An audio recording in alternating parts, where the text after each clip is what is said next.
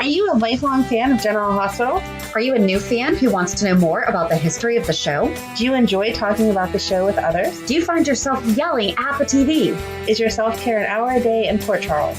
If so, we invite you to join hosts Amanda Kimmel and Shannon Coach at the place where all the hidden conversations take place and secrets are revealed. Meet us at Pier 54, a General Hospital fan podcast.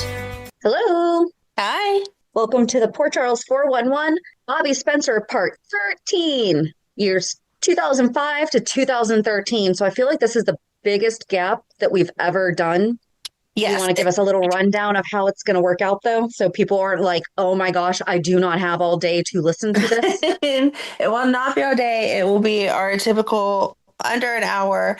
Bobbie was gone Just listen for to double speed. You'll be fine. Right. But on top of that, Bobbie was gone for a few years because this is whenever she went to live in Portland. Remember, Lucas moved to Portland, so she went to Portland. So, which we just talked about during one of our recaps because somebody wrote in and was like, so here's why Lucas and Michael aren't friends now. Right, exactly. So, I mean, it does cover a lot because we start with like Lucas hasn't even come out yet. And so we have to go through all of that to get to that point. We're going to have to deal with this right now. I've had wine. I'm sorry. It'll be okay. Yeah, you're going to deal with a lot. You're going to, I'm forewarning everyone, you're dealing with Lucas coming out and you're dealing with Tony passing away. So you have a lot. But although those were like big storylines, they were concentrated over just a few months. And then the rest of the year, Bobbie was just kind of her normal supporting role of nurse, and she was not mentioned at all, or it was like a one-liner, Bobbie took the patient down for x-ray, and I didn't include all that stuff because she was doing her job. So that's how we get from 5 to 13, and then it'll take us just as long to do the next one, which is 14 through 16. So but that's only 2 years, so like that's our typical 3 years. 14, 15, 16. Oh yeah, 14, 15, 16. Yeah. Wine. I got it. You just have to read the words and then I'll explain anything. I did watch video to go along with a lot of it, but I have it like running in the background as I'm doing all this. So I don't know everything about everything, but I have little tidbits here and there. I understand. Yeah. So Lucky's sudden cardiac arrest throws the hospital into chaos. Liz is at his side when his heart begins to fail, and her panic is immediate and raw as she calls frantically for help. Tony rushes in, working swiftly to stabilize Lucky. When Lucky survives, Tony quietly tells Bobbie, Skye, and Emily, I was going to say an email, that's not a word, or it is a word, it's not a name, Bobbie, Skye, and Emily, that is nothing short of a miracle. But the relief is short-lived. Lucky has suffered a stroke and remains in a deep coma. Bobbie and Skye try repeatedly and unsuccessfully to reach Luke, though Bobbie admits that she is used to his long disappearances and does her best not to worry. As Lucky lies unresponsive, Steve pulls Liz aside and gently asks if she and Lucky ever discussed life support preferences or a living will. I feel like they were very young to have even thought of that. We have discussed this. If you have kids, you need to be thinking about this, Amanda. I feel like they were very young in 2005 to be thinking of that. But they anyway, had kids, and she worked in the medical profession, so it should not be unheard of that she would have considered that. Well, one day we're going to have to piece together this podcast to get your final wishes. Apparently, Liz is on the same mindset as I am because she says Liz Shaken doesn't know what Lucky would want, and Bobbie immediately intervenes, forbidding any talk of removing Lucky from life support until Luke arrives. When Luke finally returns, the medical opinion from Tony and Steven is grim. Luke believes the son he knows would never want to live in such a diminished state, but Bobbie, Liz, and Emily push back emotionally, pleading with him not to give up. Desperate for something to reach Lucky, Luke takes Lulu into the room. With Skye and Bobbie behind them, he lifts Lulu so she can kiss Lucky's forehead. She sweetly begs her brother to wake up before ice fishing season is over. As Bobbie prepares to take Lulu to Kelly's, she warns Luke that she will fight him in court if he attempts to end Lucky's life support. I was waiting for you to cry because that was cute that Lulu said, wake up before ice fishing. Meanwhile, that's a baby's mindset. Yes, very cute. Meanwhile, Carly has Morgan examined after the ordeal with Faith. Separate from Lucky's crisis, Skye seeks Bobbie later at the hospital, guilt-ridden. She wants to confront Faith to learn how long the kidnapping had been planned. Skye tries to take responsibility for her role in helping Faith escape from prison. Ignoring Bobbie's attempt to comfort her, she confesses everything directly to Rick. I didn't go down that rabbit hole as to why Skye was helping Faith. I know that Faith was the one that kidnapped the kids, but I can't remember why she helped them out. So I'm just leaving that as that is. And then meanwhile, I Carly can't has. remember. I feel like I want Okay. Sky to come back just so that we recap her because I remember being fascinated by her. But Well, I know other you love than Faith too, so I thought you were going I to be like, know. Sky was helping because like you had it committed to memory, but I don't. Um, Meanwhile, Carly has Morgan examined after the ordeal with Faith. Bobbie reassures her that the baby is perfectly healthy. When Alcazar arrives, Carly immediately demands to know what Faith told him. He reluctantly reveals that Faith claims that she had shot Michael and dumped his body in a swamp. Carly breaks down, refusing to believe it, and Alcazar holds her while Bobbie shields little Morgan from seeing his mother in despair. That was like hard to watch because there was a picture, like a Polaroid picture I of have it in my head. I know exactly what it is. He's laying on the ground surrounded by like branches, like in the middle of, yes.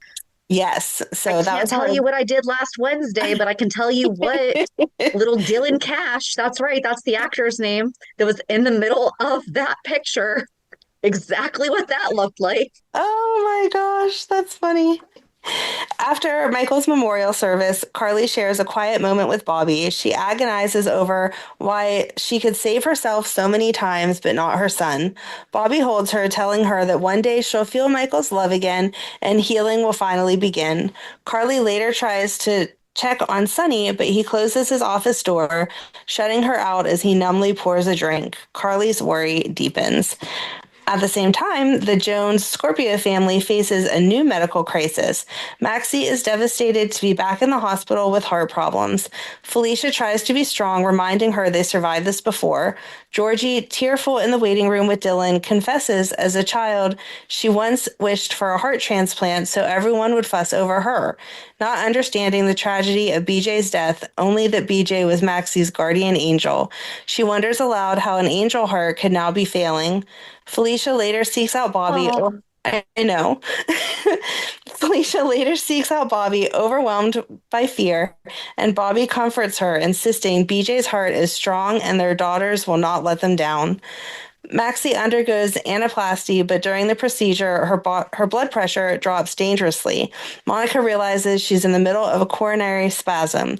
As doctors fight for her, Maxie experiences a vision, a white light and little BJ reaching her hand. After Maxie revives, she tells Bobbie that she saw BJ smiling, happy. Bobbie attributes it to anesthesia, but Maxie thinks it may be a sign that BJ wants her to cross over. Felicia insists the opposite. BJ wants Maxie to live. Monica later informs the family that Maxie suffered a heart attack on the table and that her weakened heart cannot undergo anaplasty again. Her only option now is a transplant. Bobbie explains to Felicia that forcing Maxie to seek a donor would require going through court, something a judge would likely refuse. Felicia begs Bobbie, as BJ's mother, to talk to Maxie. Bobbie even visits BJ's grave seeking guidance, because at that point it was Maxie's senior year, so she was an adult, and she was refusing to go for a heart transplant because she would only accept that she had BJ's heart. yes. Maxie has I another, forgot about that. right? Oh, wow. I know, as you read it and watch it, it like all comes back to you. Maxie has another vision of BJ, who gently urges her to live. When Maxie awakens, she finds Bobbie sitting quietly beside her. Bobbie tells her again that the best way to honor BJ is to live fully. Maxie insists that she will keep BJ's heart, but also believes that she will survive. Bobbie then surprises Maxie with a test, which turns out to be a surprise graduation ceremony arranged by Felicia. Georgie and her friends along with Felicia, Georgie, and her friends. Maxie is wheeled into the room as Diego plays the traditional graduation music. Her principal gives her her diploma, and Felicia tears up while placing the cap on her head. Watching Tony and Bobbie comfort each other, feeling as though they're reliving the loss of BJ. I miss whenever Diego was good too. Like you read all this and you're like, Diego was a nice guy. What happened that suddenly he turned crazy? I don't know. Right? Like that he was part of their friend group. It was cute to Right. watch them like planning this all for Maxie.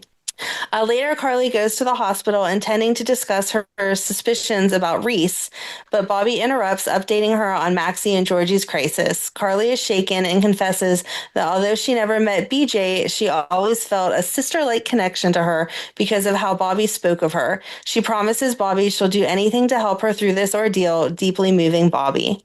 When Carly walks through the hospital, she overhears Alan asking John Durant to help the Quartermaines gain custody of Michael. Furious, Carly confronts them. Bobbie rushes over when she hears shouting and defends Carly, but Durant coldly points out that Bobbie wasn't much of a mother herself. Jason intervenes, insisting Michael knows where he belongs.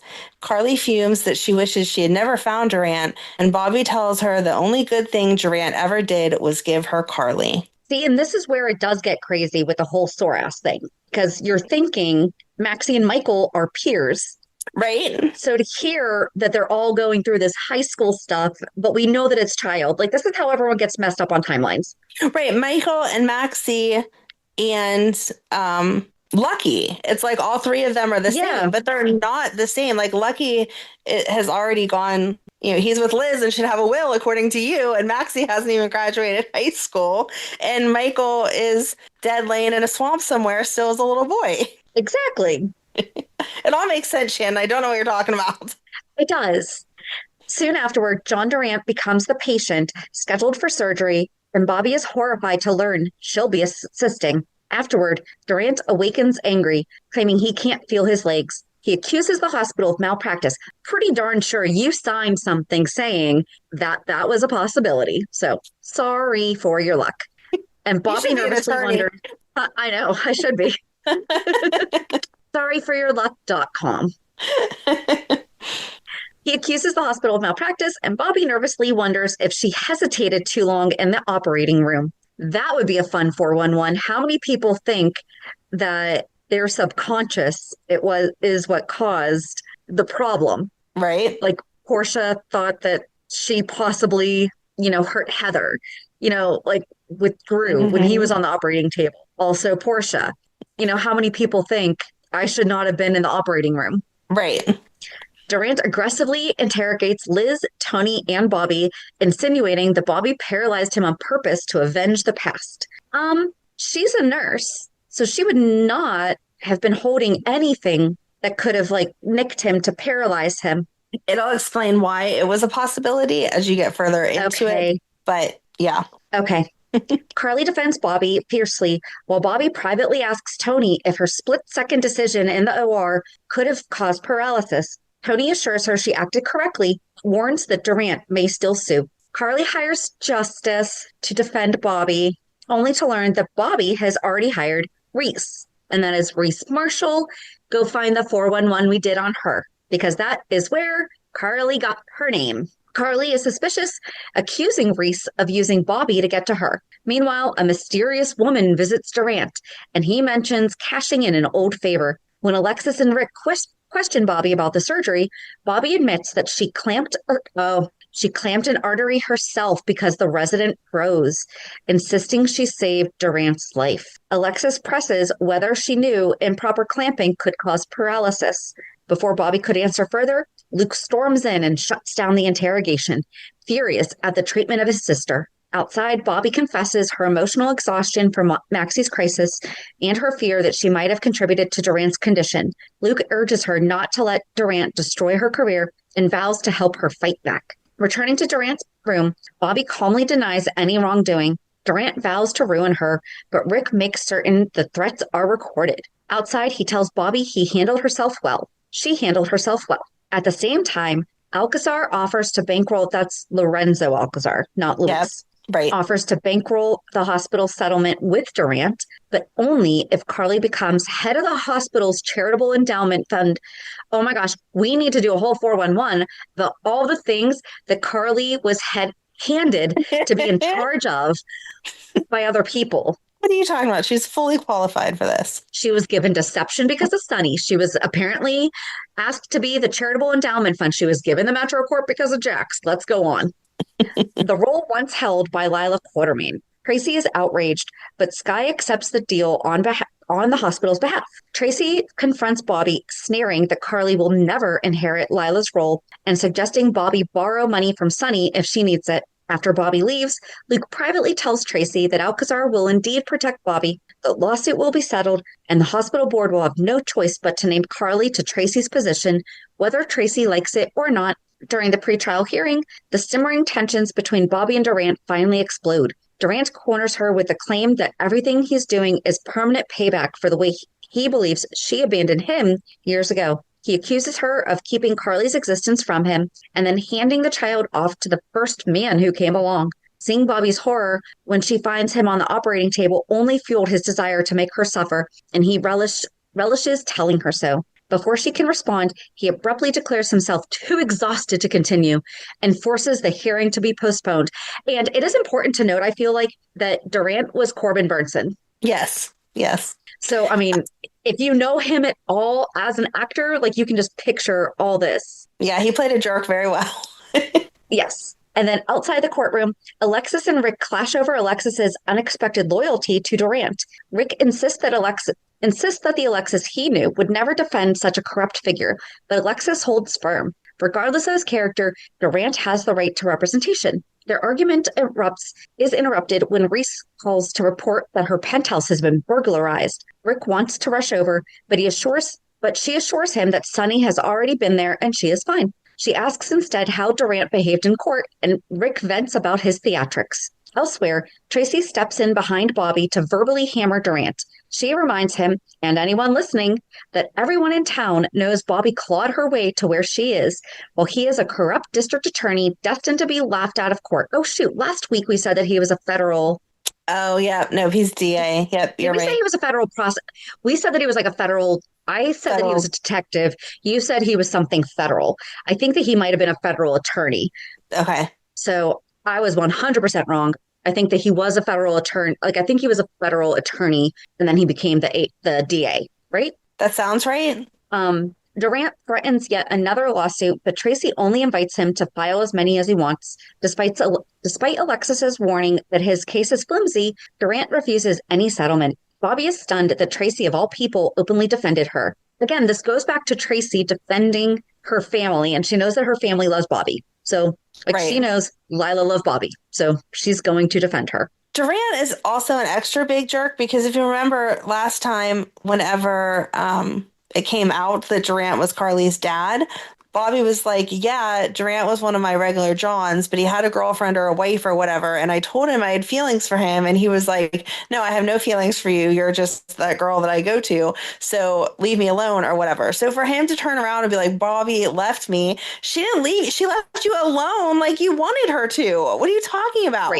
Right. Hi. Carly soon runs into Bobbie and begins venting about Reese and the tangled history involving Charlotte. That was one of their other friends, remember? Yeah, Carly slept with the dad of her friend, and that got complicated. We need to quit reusing names. Yes.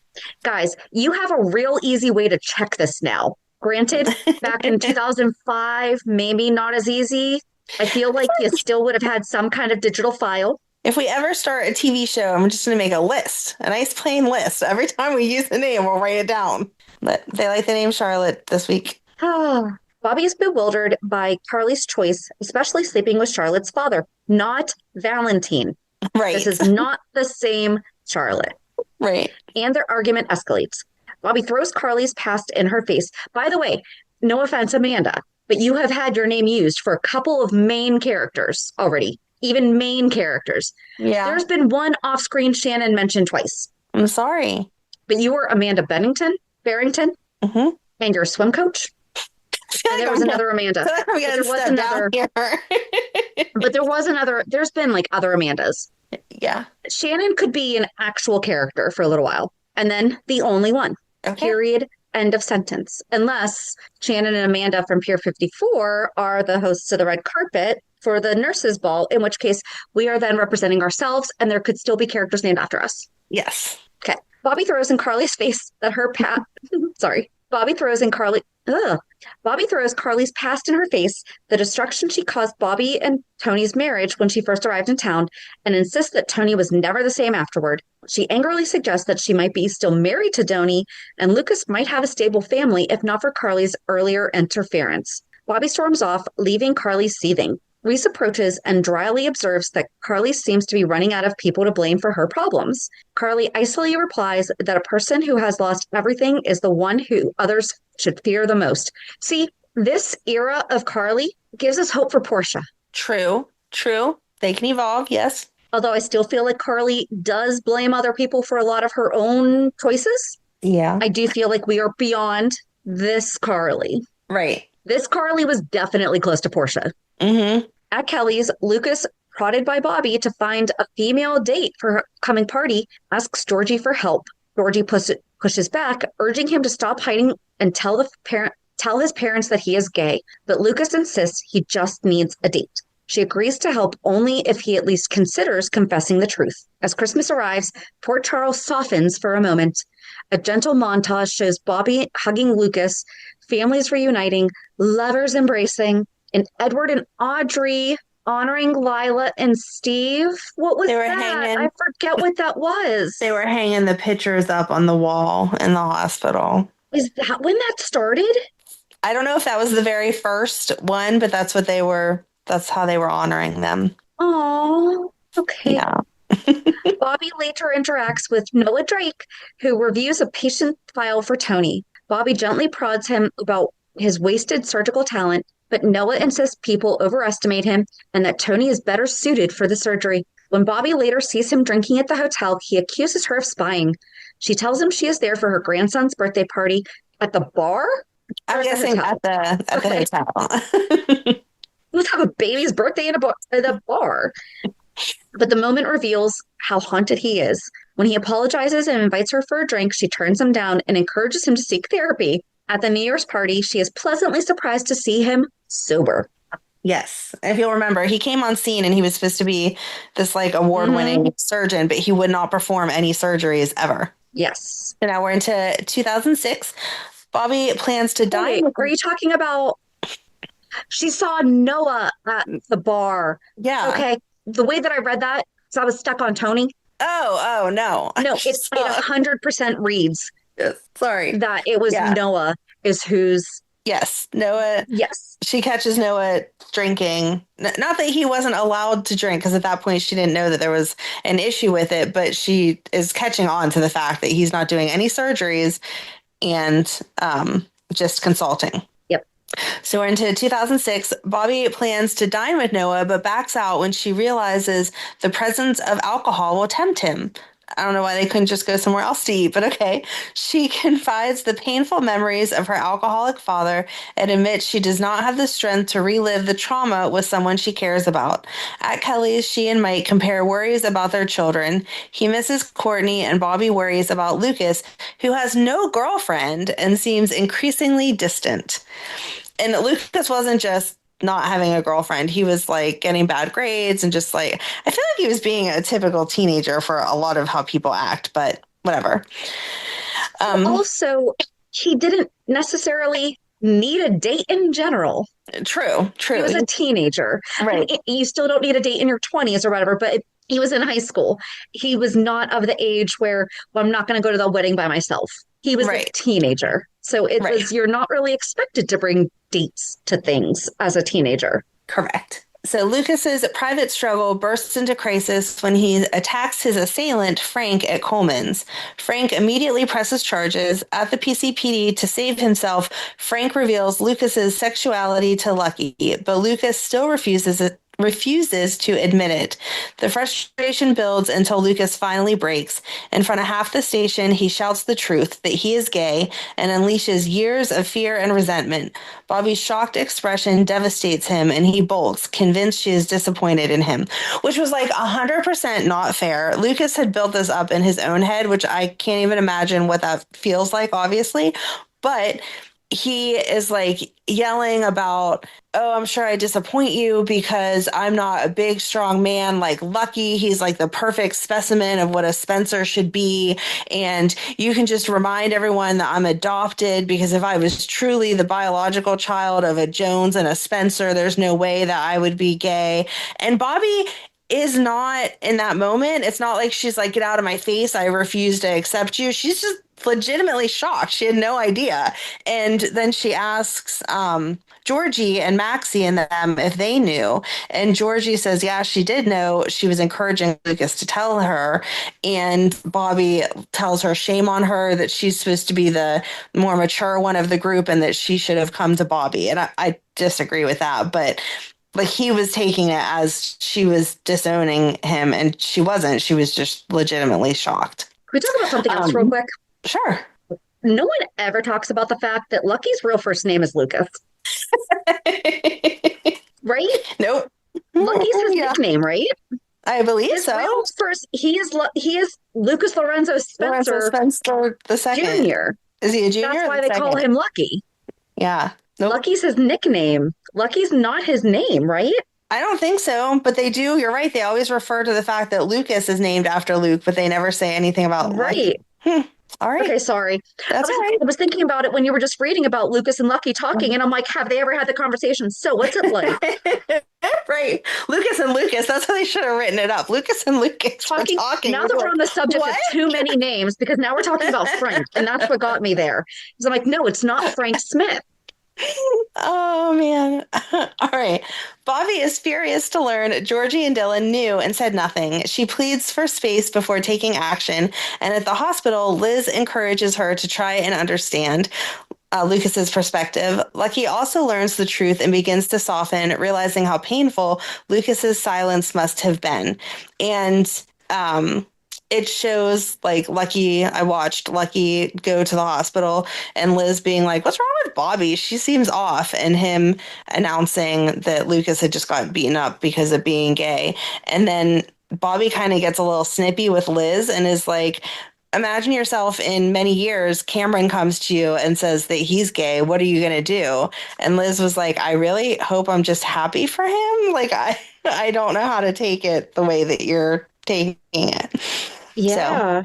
So, Lucas, meanwhile, tells Lulu the truth and is stunned by her relief. She is glad someone else is finally drawing family attention. And this was Lulu who, like, teenage Lulu who only cared about herself because she legit said to him, well, now they can pay attention to you instead of being bothered with all of my stuff. And it's like, that wasn't really appropriate, Lulu, but okay. Georgie and Dylan push him to hear his mother out, and he reluctantly agrees. At the Quartermaine mansion, Tracy erupts when she overhears Lucas speaking openly, declaring that she will not have another worthless Spencer under her roof. Bobbie arrives and fiercely shuts Tracy down, threatening to rip her hair out if she ever insults Lucas again. For the first time since the revelation, Lucas sees his mother defending him fully, and he is relieved. And that was a great scene because Bobbie says, I grew up in a hard neighborhood, and if you don't stop talking crap about my son, I'm gonna B-word slap you. And Tracy is like, you're gonna what? And she's like, would you like me to show you? And Tracy's like, what in the heck? Aww. So it was very, very cute because Tracy was like not being nice. She was very homophobic in that moment. It was about that though. Like that's what she was angry about. So she said a time when Luke was like swindling her. This was when so she said she didn't need another no good Spencer around. And Georgie spoke up and was like, do you realize you're talking about your husband's family? And she was like, I already have Lulu here that I can't get rid of. I don't need another Spencer here. And especially not now that I know he has issues. And that's whenever Bobbie was like and flipped out. So okay. Yeah. So it was about that. That's why I was trying to not cool. Right. Bobbie persuades Lucas to attend counseling, though Lucas privately admits he thinks she hopes that they will fix him. During his first session with Lainey, he talks about when he first realized his sexuality. Bobbie later tells Liz the counseling seems to be helping, but Tony's reaction proves far more healing. He listens, accepts Lucas completely, and reassures him of his pride.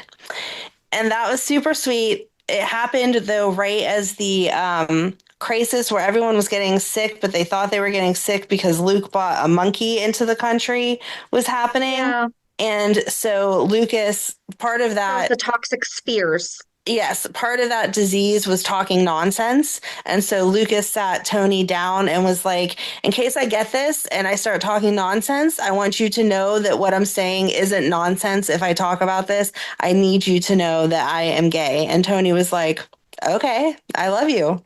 Always be your authentic self.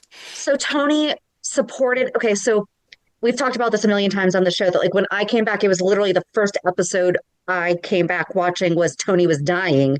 Okay, talking to Lucas. He supported him even before that. Right. It was only a few days before it because it was that whole illness that was spreading across the hospital. But yeah, Lucas told Tony before Tony got sick, or Lucas or anyone close to them in their little circle got sick. He still supported him 100%. It was actually really cute because they were on like the couch at General Hospital, and so he like said all these nice things about like always be true to yourself. I got your back. Like thanks for telling me whatever. But they were in the middle of a crisis, so he was kind of like, all right, are we good? Like I gotta go. Like he didn't say that per se, but it wasn't like a sit down hour-long conversation. It was like, all right, thanks, done. So I always thought that Lucas told him like on his deathbed and that he knew that Tony was going to be okay. So hearing him say that at the time was solidifying. I did not. And the only reason I know is because listening to Stephen Bradford's podcast is the whole toxic spheres with the monkey stuff. Right. Because they reference it every now and then. Yeah. It was Luke that brought the monkey back, so everyone was blaming it on Luke's. It was Luke's fault. The family's emotional turmoil only deepens when Lulu is poisoned. Luke demands another plasma filtering procedure, even though Bobbie warns him it's too soon and may kill him. She recruits Noah, and together they fight to bring Luke back when he crashes. Bobbie stays by Luke's side, guiding him to Lulu's bedside as the girl deteriorates. Tony and Bobbie deliver crushing news. Lulu's organs are failing and she may not survive. Bobbie tells Luke he must be with her or regret it forever. And she really was like, she was dying. She was gone. She was going to be gone. Amid this crisis, Tony's own health gives out. And he, of course, is pushing himself, like trying to help every last patient until he can't even stand. So wait, would this have had anything to do? They should have brought this part into Lulu's liver failure. They should have said, because of the trauma that she went through back then, first of all the issues that she had when she was a baby, and then her organs failed then. She was more susceptible to having all these things, and the medication, because she was in the coma, caused the cirrhosis, like all those things. Oh, man. Yep, missed opportunity there. You're right. Okay.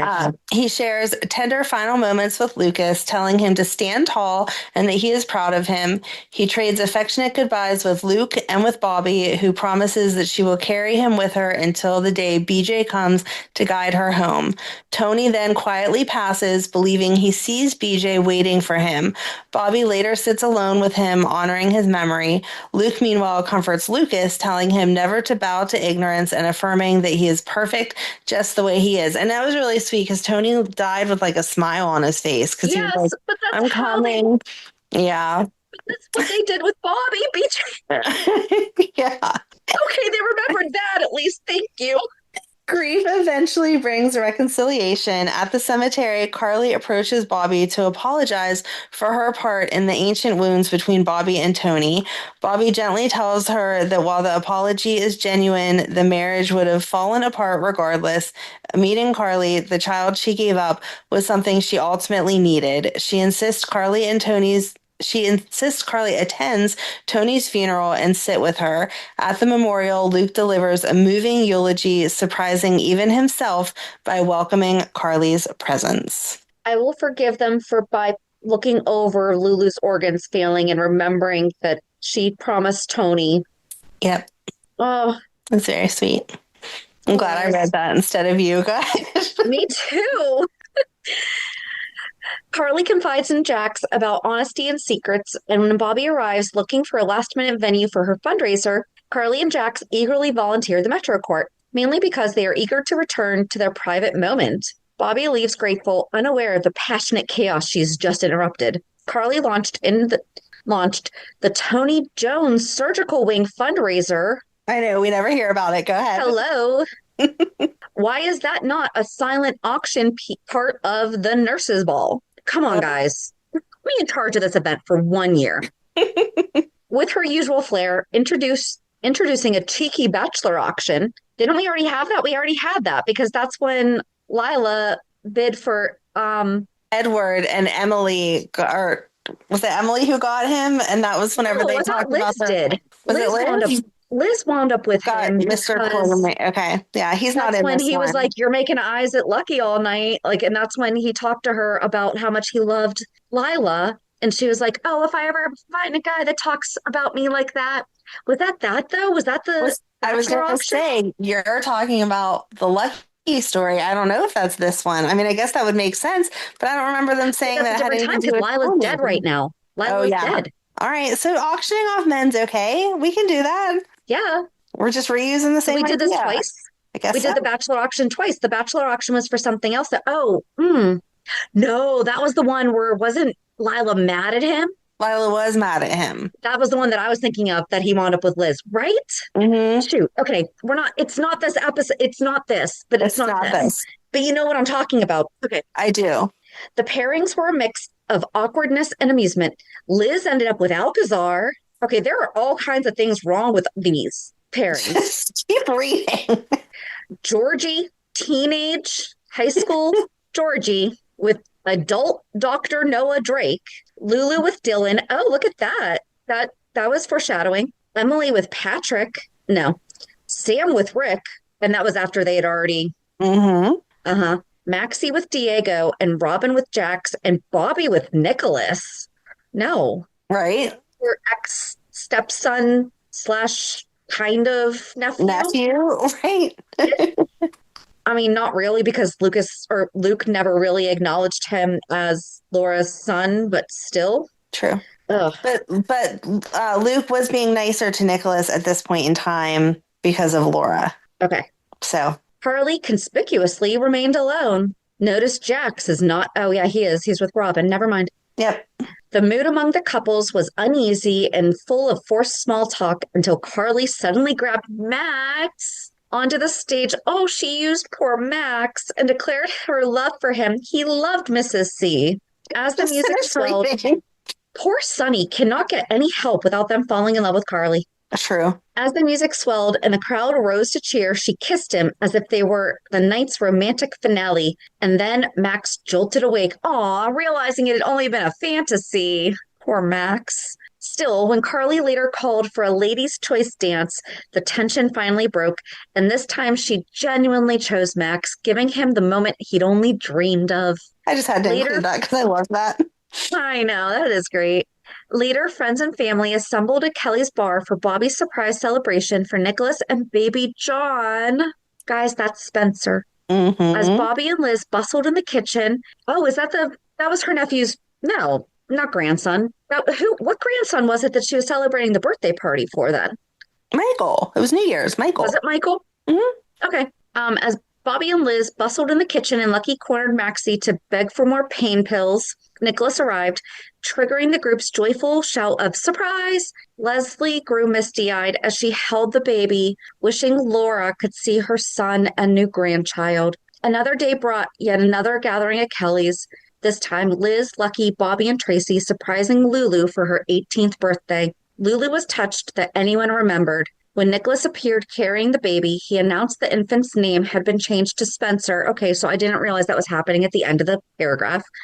Honoring the siblings who had rallied around him. And John was after, because that's when Jax thought that he was the dad, and that was after Jax's dad, John. So that's why the name was changed to Spencer, honoring the Spencer family. Right, and that is, obviously, Spencer is Courtney's, and that is whenever they were talking a few paragraphs ago about Bobbie talking about wanting to help Carly and Mike being sad about missing Courtney because Courtney had just died because she had the baby.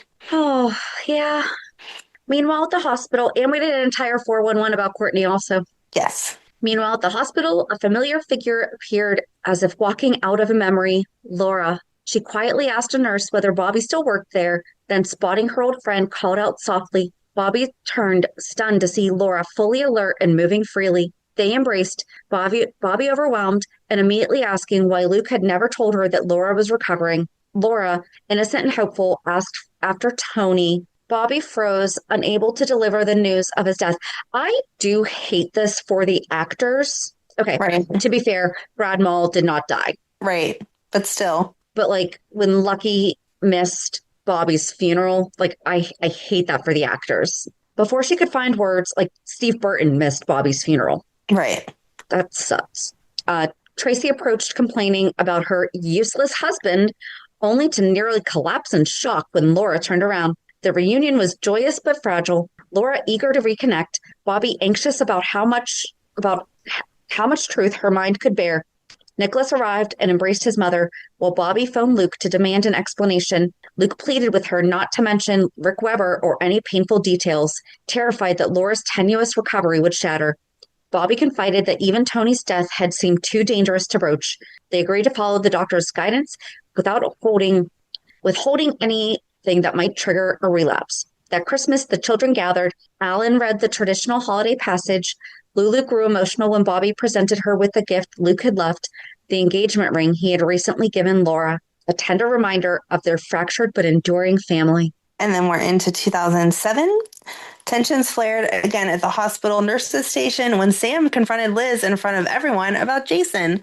The argument became so heated that Miss Sneed, don't you remember that woman? I hated her. She was in night shift also. Yep. Threatened disciplinary action until Epiphany stepped in, pointing out Sam wasn't on duty and that Liz didn't answer to Sneed, and both of them had risked everything to help Jason during the... So Epiphany's talking to Jason, or talking to Sam and Jason, reminding that they had done everything to help Jason during the crisis, that Epiphany herself had faked being a hostage for Sam. Still furious, Sam quit her job. At home, drunk and distraught, she smashed a glass before Jason arrived and accepted her shaky apology. Bobbie, hearing about the confrontation, gently approached Liz to offer perspective on Sam's pain, especially in light of Jason's recent rescue of Liz on New Year's. So this would be when Jake was conceived. Mm-hmm. But we don't know that yet. During Spencer's homecoming celebration, and this is different because I went back and checked. I was like, why are we repeating this? We just had a party. But one was whenever Nicholas like took custody of Spencer and was like, this is my son, because it all came out. This was like official. I don't know if there needed to be like paperwork done or what, but this was like official that now Spencer was Nicholas's. So we're having another party. So, well, the one that we just went to was Lulu's birthday party. Nicholas just happened to. But before that, Bobbie had a congratulations party. Okay, there were too many parties. Right? Like, that's why I was like, wait a second, which grandson was she just talking about? Because it was not. Okay. Yeah. Okay. So she had a party because Nicholas found out that Spencer, who they were calling John, was his. Then they had Lulu's birthday party, and now this is another party celebrating Spencer's homecoming. Okay. So during Spencer's homecoming celebration, Bobbie encouraged everyone to attend the upcoming MetroCorp benefit. Liz and Lucky prepared to go together, while Maxie, bitter and sniping, helped Liz with a maternity dress. Elsewhere, Nicholas and Emily, quietly aware of Liz's complicated history with Jason, expressed relief that the baby truly was Lucky's. Bobbie later sought out Jason at the coffee shop, urging him to stop Carly and Sonny from spiraling into another destructive loop. Jason insisted he couldn't dictate their choices, no matter how much Bobbie feared Sonny pulling Carly back into a marriage that would implode all over again. And this was another marriage that they needed to do for convenience. Sonny was viewing it as a real marriage, and Carly was just like, okay, I'll do what I have to do. Dressed for the fundraiser, Bobbie stopped at Kelly's and found Scott Baldwin casually eating fries. Delighted but wary, she asked why he was back in town. Scott admitted that he had visited Laura and learned that she'd awakened months earlier. He wanted the full story, and Bobbie reluctantly shared how Laura had remembered the truth about killing Rick Weber by accident and how she had found peace with it. Scott immediately sought someone to blame, which only intensified after Luke ran into him later and warned him not to get too close to Laura. Inside the Metrocourt Hotel, chaos erupted when Mr. Craig stormed. I scrolled too far. Stormed the benefit, masked and armed, ordering the men to collect everyone's valuables. Sam attempted to hit the silent alarm, and though Craig caught her, the police arrived outside moments later. Bobbie arrived amid the unfolding crisis and found Luke, who had tried and failed to get Lulu. She reassured him he had done right by rescuing Alan. If you want to be sad again. I do. This episode's horrible. Instead, she coaxed Georgie away from the dangerous scene, though Dylan stubbornly stayed. Ultimately, Alan did not survive, leaving the whole community shaken. In the aftermath, Scott and Bobbie discussed Alan's memorial. Scott hinted that his sudden reappearance might have unsettled Monica, but Bobbie dismissed that, more worried about Monica returning to work too soon. Meanwhile, Lulu confronted Scott about Rick Weber. The argument escalated until Logan intervened. And Logan's the guy that we didn't know was Scott's, but he was Scott's, but he was dating Lulu. Mm-hmm. Shaken, Lulu confided in Dylan that she didn't know whether uncovering the truth would help or destroy her family. Spinelli burst in declaring he had proof Scott killed Rick Weber, but Lulu, emotionally exhausted, refused to use it. At the hospital, Scott and Luke nearly came to blows again over Lulu and Laura until Bobbie stepped between them, begging them to stop destroying everyone around them with their feud. Luke was soon arrested, and as Tracy visited him, Alan's ghost continued haunting her. That storyline was so crazy. Bobbie summoned Scott, coaxing him to drop the charges as she agreed to go out to lunch with him and gently challenging his claims that Luke had been crazy when he staged Laura's circus wedding. And that was whenever Laura and him got married because she still thought they were together and all that. Well, it was the 25th anniversary of Luke and Laura, so they were having them, and that's when he was married to Tracy, and she was all mad about it and everything. Exactly. To be fair, the show had to honor Luke and Laura's 25th wedding anniversary. People skipped college classes for that. They did, but that's why Scott is referring to it as a circus wedding, because it wasn't a real wedding, because he was married to Tracy. Tracy started Luke's bail process just as Bobbie and Scott arrived. Scott agreed to drop the charges, but not without another argument. Bobbie and Tracy pleaded with both men to put the past to rest, though neither seemed capable of doing so for long. Even as Bobbie warned Scott not to drag Lulu into old battles, Scott fretted over her involvement with Spinelli and whatever information they might dig up. Bobbie in turn warned Luke that Scott was itching for an excuse to reveal Laura's rape. Meanwhile, Bobbie helped with Carly's wedding preparations, asking bluntly whether Carly was truly done with Sonny. Carly insisted that while Sonny remained important to her, Jax was the man she was meant to marry. Lulu tried to cover for Carly's panic over Jason's disappearance, but Bobbie saw through it. On the wedding day, Lulu helped the frantic bride fix last-minute disasters until Bobbie and Lady Jane arrived with the traditional gifts. Something old from Bobbie, something new from Jane, something borrowed from Lulu, and something blue courtesy of Max, who happily surrendered a blue handkerchief and basks in Carly's gratitude. I love him and Carly. I know that she can't get together with the bodyguards, but I want her to. Amid all the wedding chaos, Luke and Tracy fretted over guardianship of Laura. As the Quartermaines gathered, Luke insisted he should be Laura's guardian, only for Scott to burst in demanding custody himself. Bobbie, who had convened the meeting, implored them all to stop fighting. Dylan erupted in anger at Scott, hinting at buried secrets about Rick Weber's death before retreating. Later, Alan's ghost and Tracy speculated whether Dylan knew Scott had killed Rick, and Tracy urged Dylan to destroy any evidence rather than to let the truth destroy Luke. Craig, who was actually Jerry Jax, hid in Carly's house as she returned early from her honeymoon, and when Bobbie phoned to tell her about Liz's condition, Carly hurried off to support Lulu. Bobbie also notified Luke of the birth of his grandson. At court, Scott tried to avoid Bobbie, but she confronted him, reminding him Laura had forgiven Luke and chosen him. In the heat of pleading for Laura's well-being, Bobbie accidentally blurted out the long-buried truth of Laura's rape.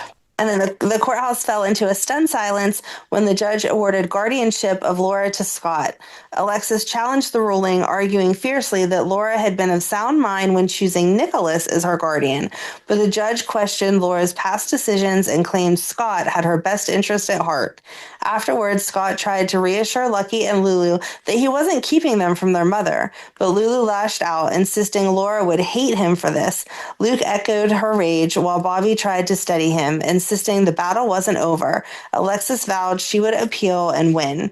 And if you remember, Scott was like a jerk about it because he was like, you can visit your mother whenever you want. Like he was doing them a favor. Yeah. Ugh. Noah struggled with but at the same time, so infuriated with him. Right? Like, Noah struggles with sobriety deepens when he slips into the bar during his time impersonating rock star Eli Love. Bobbie spots him and, unsure at first whether it's Noah or Eli she's talking to, gently probes his intentions. He insists the drink in front of him is only club soda, but she can't hide her concern that maintaining Eli's hard-living persona could endanger his recovery. After she leaves, a grateful fan thanks Noah for helping save Eli's life and for continuing the charity work. As they talk, the bartender delivers alcoholic drinks. Noah hesitates, then takes a long drink. Shaken and ashamed, he returns to the hospital where Patrick briefs him on an urgent surgery for a pregnant patient. When Patrick invites his father to scrub in, Noah surprises him by declining, giving Patrick a chance to shine on his own. And Patrick thought that it was just like a super sweet thing that his dad was like, you got this, buddy, you don't need me, when really he was too drunk to be operating. Meanwhile, Carly reels from the trauma she witnessed at Windermere and works hard to steady herself. Wanting to restore normalcy, she insists on creating the perfect Thanksgiving for the boys with Jax, Mike, and Bobbie. At the Quartermaine mansion, Skye drops by hoping to greet Luke, but learns from Tracy that he is undergoing tests. So he's at the hospital. That wasn't at the mansion. I don't know. I'm sorry. That shouldn't say at the mansion. She dropped by the hospital hoping to see him, but that Luke is undergoing tests. She leaves him a note, one Tracy promptly snatches up, only to discover it's actually intended for her. Skye's message cuts straight into Tracy's insecurities, warning that no amount of scheming will keep Luke away from her forever. Alan's ghost appears, admonishing Tracy not for jealousy, but for ingratitude. She should cherish the love she has rather than fearing losing it. Tracy admits she isn't frightened of Luke's infidelity anymore. She just didn't want him spending what might be his last moments with Skye. When Bobbie overhears Tracy talking to an empty room, Tracy's secret spiritual connection unravels slightly. Luke returns, bewildered by talk of a visitor, but the women deflect. Bobbie stays behind with Luke, refusing to lecture him, but confessing her love and fear of losing him. And he's like doing everything he can to like not follow the doctor's orders. Terrified that Monica is too emotionally unstable after Emily's murder, Tracy opposes her performing Luke's heart surgery. Luke, after a heartfelt conversation with Bobbie, Lulu, Lucky, and Skye, finally goes to the operating room. He survives, waking to find Tracy dozing beside him. She tells him that he slept straight through Christmas and the surgery succeeded. In the lobby, Lulu runs into Johnny, but Lucky barges in, ordering Johnny to stay away from Lulu. Lulu quietly smothers her anger and goes to see her father, but the tension lingers. Luke senses something is wrong, yet Lucky refuses to talk before Bobbie arrives for a heartfelt visit. His doctor later urges him to quit drinking and smoking, and Tracy promises he will, while Luke secretly calls a supplier to secure a shipment of Cuban cigars. And then we're in 2008. Sonny walks Michael through the operations of a legitimate coffee business, assuring his son that if he handles things correctly, he'll never need a gun. See, proof he did not shoot Drew. Boom. Have we ever seen Michael shoot a gun? I don't think so. That's not how he killed Claudia. No. Off the top of my head, I cannot. Mm-mm. Okay. Michael beams under Sonny's praise, but their peace shatters when Dr. Ian Devlin fires a shot into the warehouse. Sonny tackles Kate instinctively. Michael collapses with a bullet to the head. He got shot in the head twice? No, this was it. Then what were we talking about earlier? When he was kidnapped, they said he was killed. Oh, that's right, because it was the fake picture. It was the fake picture. Yeah. Yes, but that is the one that was baby Dylan Cat, like not baby Dylan Cash, but like it was the fake one on the ground, right? I love that within, I know this is a lot more years than we normally follow, but I love within these couple years, you're like, wait, Michael was just dead. What are you talking about? Yeah, he was dead because they No, faked but it because that's he the was picture I was kidnapped. thinking of, right? That's Yes. not this one. No, that's not this. No, the picture was staged. He was not Right. actually And dead. that's the picture I was thinking of. Yes. Hmm. Was correct. Okay. Right. Yep. That's where I was like, wait a second. I'm like, did I mess up that entire No, photo that no, I had in no, my head? Nope. Okay. no. Okay. Yeah, one's from the kidnapping. This is from the actual shooting. Paramedics rush him to General Hospital. Bobbie arrives to support Carly, promising to care for Morgan and try to steady her devastated daughter while Jax remains stranded out of state, phoning hourly for updates. At the nurse's station, see, this is when texting would have been handy. Hmm. To be fair, not something you text, but at the same time, it's like any update, yes, no, cool. Don't need a phone call for that. At the nurse's station, Liz overhears Patrick telling Robin the bleak truth. Michael will never wake up. Oh no. Whoa, what is going to happen? Bobbie confides in Luke at the Haunted Star, bleak about Michael's chances and bitter about Carly's entanglement with Sonny. Luke reminds her that life is full of painful choices and people must learn to live with them. At the hospital, Carly and Jax clash over whether Michael should be moved to a long-term care facility. Bobbie gently comforts Carly after the argument, later presenting the papers needed to transfer Michael. When Carly hesitates, Jax offers to sign them himself, but Bobbie firmly reminds him that only a parent can make that decision. Carly finally signs, and the three visit Michael together. That night, Morgan stays with Bobbie, comforted by the promise of her famous macaroni and cheese. Yes, because nothing says, my brother's going to be okay and come back to life like mac and cheese. I mean, when you're That a would little be the worst boy, thing for you because you hate mac and cheese. I do hate mac and cheese. See, that is something you need to have in your will. No mac and cheese at my wake. Because you leave it in the wrong hands and people are going to be bringing Oh, there's definitely new mac and cheese. casserole dish of mac and cheese to your family. Oh. And I'm going to go, no. Have it in your will. All mac and cheese dishes sent to Shannon. All right. As Carly seeks advice about her increasingly strained marriage, Bobbie draws painful parallels to her own past: the death of BJ, the collapse of her marriage to Tony, and Carly's own meddling years earlier. She tells Carly that if she wants her marriage to work, she must work with Jax, not retreat into her long-standing reliance on Jason. Elsewhere, Sonny tells Luke about his marriage to Claudia and the new entanglements between their families and businesses. He apologizes for mob violence that burned down Kelly's and promises to rebuild it. Yeah, now we're into 2010. So yeah, that whenever it says Bobbie longed for it, Bobbie was like in and out already. Like it was just a mention here and there. Luke, I'm assuming, knew because he's her brother that she wanted it to be rebuilt, and they rebuilt it the exact same way as it had been before it got messed up. But Bobbie wasn't like there trying to oversee it. Right. She wasn't overseeing construction. She wasn't. Right. It was just like, yeah, okay. So we're into 2010. Bobbie seeks out Alexis, who fears she faces jail after an accident. Bobbie gently presses her to consider counseling for Christina, then opens up about her own history of abuse from Tim Spencer and from her husband, D.L. Brock. She reassures Alexis that she is still a strong role model and that therapy can help Christina heal. Later, Bobbie encounters Ethan and is unable to treat him herself and trusts Maya with tending to his injured hand. And again, this year, like that was it, that little blip. Alexis, this was whenever she hit Kiefer and she was like in the hospital feeling bad because Christina was never going to trust her and she was going to go to jail. So Bobbie, why do I keep doing that? Bobbie comforted her. To be fair, Barbie is short for like Barbara. So I will. I keep doing it. So Bobbie was at the hospital and was like comforting like she would, but that was like all that happened. And then she was gone until 2013. Okay. After a long absence, Bobbie returns in 2013, accompanying Scott to Laura's loft, only to find it is sealed with police tape. Nicholas has been shot, and everyone has rushed to the hospital. Scott bitterly resents being kept from Laura's side because of Luke, and Bobbie gently absorbs his frustration.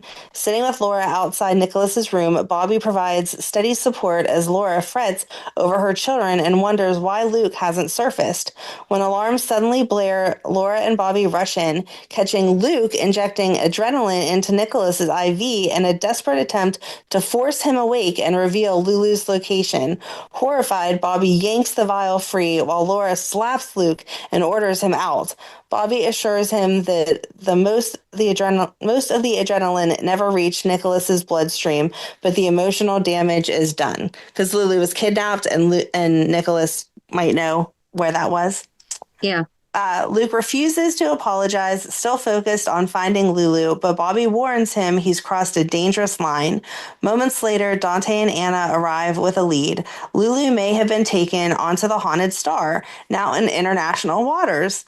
Laura insists on joining the rescue mission, leaving Scott behind to watch over Nicholas. An unspoken sign of trust that Bobbie points out gently, because Scott was like all mad that he couldn't go help look for Lulu, and he didn't like the fact that Laura and Luke were going to be hanging out together, like they're taking time to hook up in the middle of looking for their daughter. And so Bobbie's like, no, she trusted you with Nicholas. That's a big deal. And then as the nurses' ball preparations ramp up, Richard Simmons, and I just totally included this because I had to. Yeah, you got to. Just so you know, the blip about Bobbie is real small, but I just had to go on to it. At the nurses' ball preparations ramp up, Richard Simmons unveils a disco rap number full of decade-old Port Charles gossip, scandalizing the volunteers. Lucy refuses to let him humiliate Monica. Furious, Richard demands Bobbie's presence, certain that she will take his side. But Epiphany and the rest of the nurses vote to change the lyrics. Enraged, Richard storms out, declaring that if his song is cut, he is done. And he referred to Bobbie as like his best friend, like they were the besties from back in the 80s or whenever he had been there before. Bobbie visits Carly at her house, and the two women settle into an unusually honest conversation. Bobbie brought Carly up to date on Lulu's kidnapping and on Nicholas's precarious condition, prompting Carly to respond by venting her fury at AJ. She launches into a litany of his faults, insisting that he was as sleazy as ever and that the only good thing he had ever done was get her pregnant with Michael. She even confesses that she wished Tracy would win control of ELQ so that she could pull Michael out of AJ's grasp. Bobbie gently reminds her daughter that Carly herself had once manipulated Michael's paternity, hiding the truth because she had wanted Tony to believe he was the father.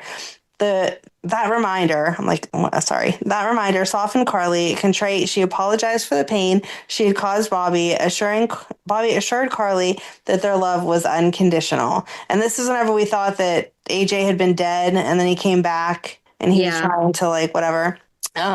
Emotions deepened as Carly admitted that Jason's death had left a gaping hole in her life and made her cling more tightly to the people she still loved. When Bobbie asked what Jason would want for her, Carly said he would want her to be happy, something she realized she had to start creating for herself instead of searching for others to rescue her. Bobbie encouraged this newfound self-awareness, and Carly said she hoped it would give Jocelyn a more stable home. Her thoughts drifted to Morgan, saddened that he no longer visited Port Charles. Perhaps, she mused, Jax's absence had driven him away. Bobbie teased that Carly could simply remarry Jax, but Carly insisted there was far too much baggage. Curious, Carly asked Bobbie about Scott. Bobbie replied firmly that Scott was in love with Laura and that she no longer chased men who loved other women, a lesson she hoped Carly had learned too. Bobbie reminded her daughter that faith in herself was the key to happiness. They shared an emotional hug and exchanged I love yous before Bobbie left. Carly had barely begun to reflect on Bobbie's advice when the doorbell rang. She opened it to find Jax standing there.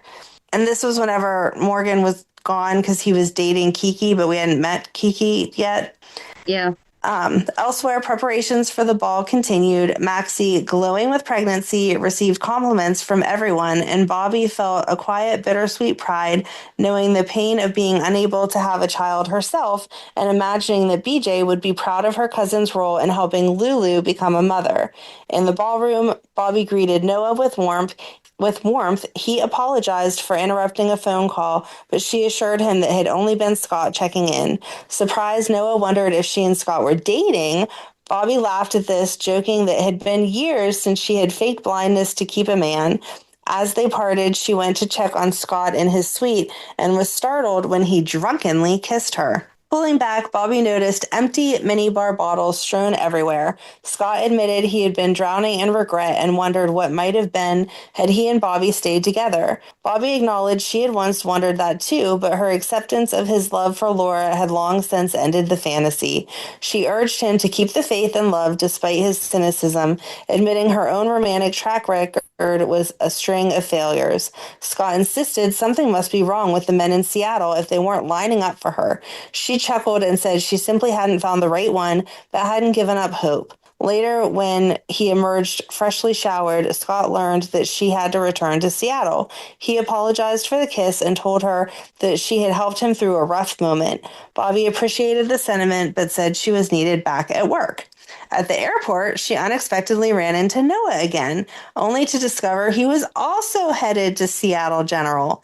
Stunned, she learned Right?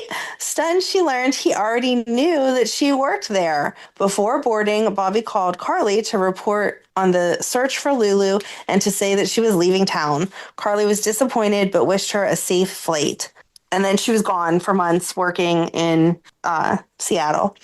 Months later, Bobbie returns to Port Charles and went looking for Luke at the Metro Court, only to find Jerry Jacks tied to Luke's bed. Jerry told her a desperate story and begged her to retrieve a cure that could save his life. Bobbie's patience with him had been exhausted years earlier, especially after he had been arrested on their wedding day. But his pleas eventually softened her. Unable to reach Luke by phone, she went to the lab to search for the cure, but returned empty-handed. Jerry then begged her to release him so he could save himself. Against her better judgment, she hesitated. Jerry seized the advantage, taking her hostage. With a knife at her throat, he forced her to call Luke and demand the cure. Dragging Bobbie towards the terrace to meet a rescue helicopter, Jerry ran into Carly, who erupted the moment Jerry mentioned Luke. Luke arrived soon after. Jerry demanded the serum. Carly demanded Luke comply. Luke refused, bluffing that he would drop the vial unless Jerry released Bobbie.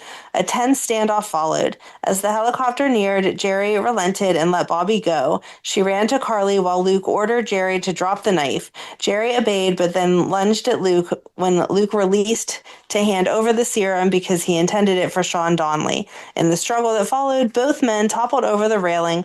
Horrified, Bobbie froze until Carly checked the ledge and shouted that Luke was still alive. Together, mother and daughter hauled Luke back to safety. Afterwards, Carly confronted him for risking Bobbie's life, but Bobbie admitted that Luke's bluff had simply gone too far.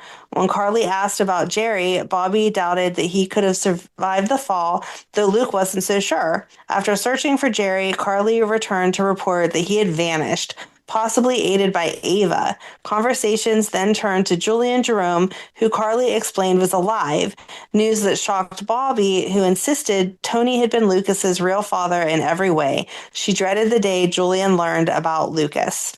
That paragraph summarized a lot to really together. So I watched the video of them on the terrace, and Luke had the vial and he wouldn't give it to Jerry. And so Carly was freaking out, and Bobbie was really calm the entire time. She was like, I know my brother, it's okay, it's fine. And then they both fell over. Jerry fell and hit, the canopy at on the hotel, because that's totally realistic, and rolled off and was fine. And that was whenever Carly told Bobbie that that's who it was, because remember he had the surgery to change his face, so Carly didn't know that that's who that was, and so that was right. Why he went from a very handsome brunette with a thick Australian accent to a English blonde-haired, blue-eyed. Right. Yes. Right. Exactly. Yes. That was a great surgery. I'm good with both versions, but yes. Yes. So, as they were talking about who would be working with who, is how it came up that Julian was alive. No, you And were talking about Julian, not Jerry. I'm sorry. oh, Jerry changed too, but Julian is who they don't know. You're good. Yeah, I'm sorry. No, you're good. So that's where the next paragraph gets into. Julian himself soon passed through the Metro Court lobby. Carly recognized him at once and later explained to Bobbie who he was. Sam added fuel to the situation, admitting that in a heated exchange, she had accidentally mentioned her and Lucas's connection to Julian. Bobbie felt her anxiety spike. She knew Lucas would eventually have to be told. Outside Kelly's, Bobbie and Luke ran into Lulu, who confessed she was barely holding up after losing custody of Connie, which would have been Georgie. Yes. Bobbie was sympathetic and listened as Lulu confided that her remaining embryos had disappeared. After Lulu left, Bobbie confided to Luke that her fear that Julian might find Lucas. The fear intensified when Alexis called Bobbie to report that Julian had been asking questions about Lucas. A short time later, Julian entered Kelly's. He approached the Spencer siblings, introduced himself, and explained that his appearance had changed due to plastic surgery. Bobbie pretended not to know who he was. At that moment, Lucas called Bobbie's phone, prompting Julian to ask who Lucas was. Luke intervened with a quick lie, claiming he had butt-dialed Bobbie. As Julian stepped away to take a call, Bobbie and Luke sagged with relief. Bobbie then phoned Lucas back, feeling guilty for lying, but unable to tell him the truth. Brother and sister soon settled into pie and memories of their Aunt Ruby, acknowledging her grit and honesty aside from the occasional protective lie. Luke reminded Bobbie that through loss and upheaval, they still had each other and always would. Aww. Aw, that was a lot. It was a lot, but it wasn't. You know what I mean? Like, you couldn't have dragged it out into less years. I know what you mean. If that makes sense. More years. More years. There we go. I don't know my words. Enough. It was just enough. Thanks for traveling through that as we remember what we watched 100 years ago also. Right? Listen, that is the purpose of these 411s. But when I watched the videos, I'm like, that wasn't that long ago. What are they talking about? I know. Like, something that I was watching today had Rocco whenever Britt still had him. And I was like, oh my God, I feel like that was just yesterday. But we know that wasn't, because Rocco's now supposed to be a teenager. Especially where she's back and it's such front and center story. I feel like revisiting the origin to it is even weirder. Right. Yeah. Yeah, so I guess join us on Monday as we recap this week's shows. Have a good weekend. And we'll meet you at the pier. Bye. Bye. If you enjoyed today's show, we invite you to go to pier54podcast.com to subscribe on your favorite platform. Don't forget to leave us a review. And you can also follow us on many social media channels. Just search for Pier 54 Podcast. Also, we are not perfect, so if there is something that we missed or messed up, just let us know by emailing us at pier54podcast@gmail.com.